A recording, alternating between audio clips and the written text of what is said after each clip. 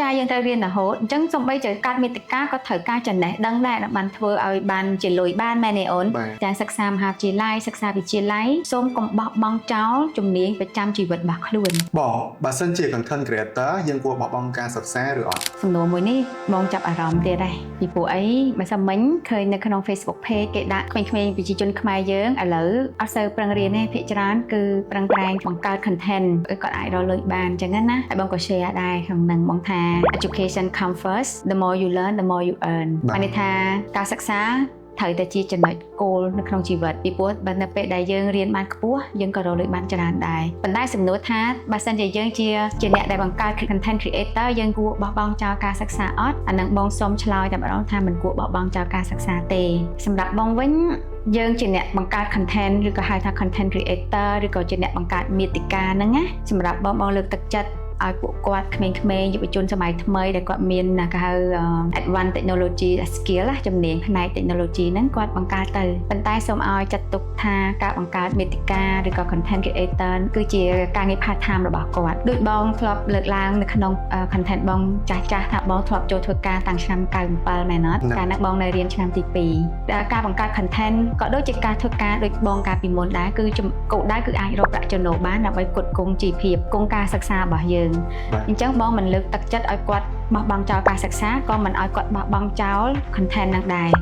ចាអញ្ចឹងអ្វីដែលបងលើកទឹកចិត្តឲ្យគាត់យកការបង្កើតមាតិកាជាអាជីពក្រៅម៉ោងបានន័យថាម៉េច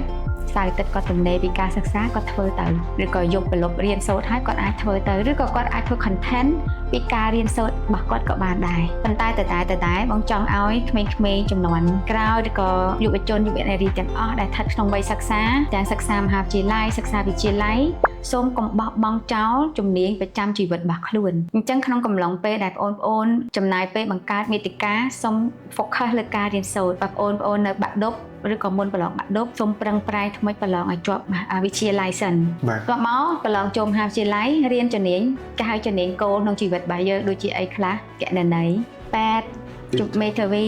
digital creator digital marketing អញ្ចឹងគេហៅជំនាញគោលក្នុងជីវិតអញ្ចឹងអាការដែលយើងចេះ create content ហ្នឹងតាំងយើងនៅរៀនវាជាចំណុចមួយល្អមែនតើជួយពួកគាត់ក្នុងការបង្កើតចំណូលក្នុងការបង្កើតជំនាញថ្មីព្រោះណៃដឹងហើយអ្នកខ្លះចង់ធ្វើជាម្ចាស់អាជីវកម្មទៅអត់អញ្ចឹងបើណៃ